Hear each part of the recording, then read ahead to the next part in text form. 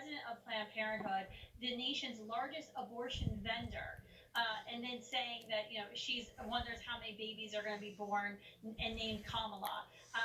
It's unbelievable because the reality is Kamala Harris, Joe Biden administration is going to be directly responsible for ending the life of millions of preborn children because they want to reverse the Hyde Amendment, which will force every taxpayer to pay for abortion in all 9 months for whatever reason. And we know studies have proven when you fund abortions, abortions increase. Exactly, and I think this kind of plays into the cognitive dissonance that we see from a lot on the pro-choice side.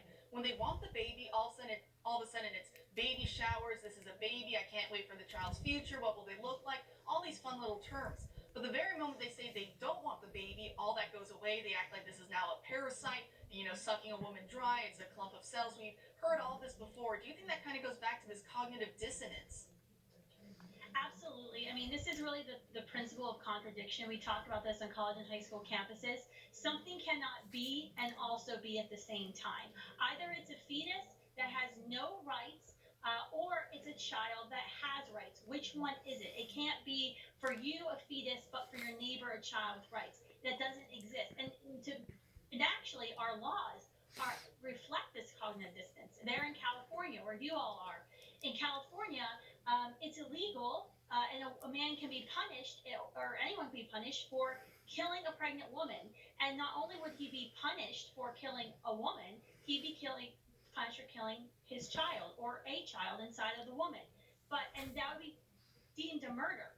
But if she would go into an abortion facility, that would be deemed reproductive choice and justice and all the other euphemisms they like to use. So our laws actually reflect this cognitive dissonance.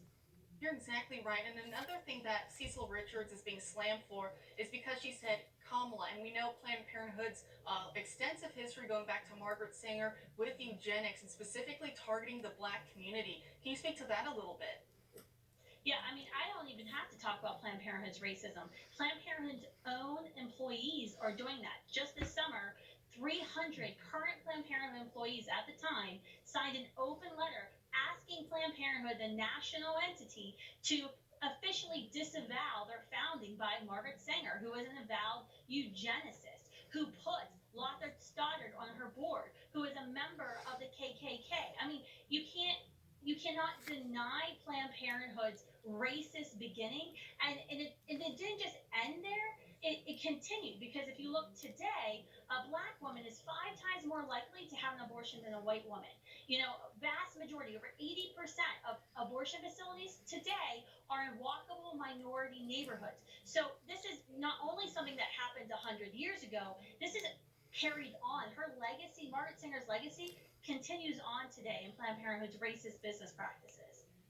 And we know when it comes to Planned Parenthood, something Republicans campaign on every time they're up for re-election is defunding Planned Parenthood. And we know President Trump actually did that a year or so ago when he changed Title X funding. He was able to take away about $60 million from them. However, under a Biden presidency, unfortunately, I'm sure we'd see that expand even further and go the other way.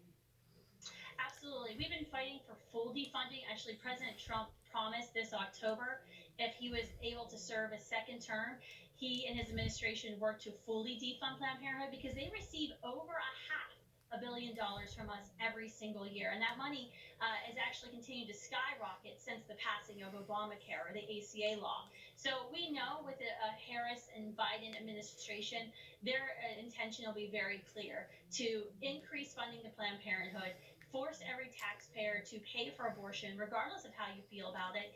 If you're an employer in pro-life, tough luck. You're going to provide abortion-causing drugs and abortions in your employee health care plans. There will not be something called religious freedom any longer. And it's very sad when we think about what we could be faced with if Joe Biden and Kamala Harris emerge victoriously in December. Well, at this point, it's still an if, and we're still hoping the president has his pathway to victory open. Thank you so much for joining us tonight, Kristen. Thanks for having me. And after the break, we take a look at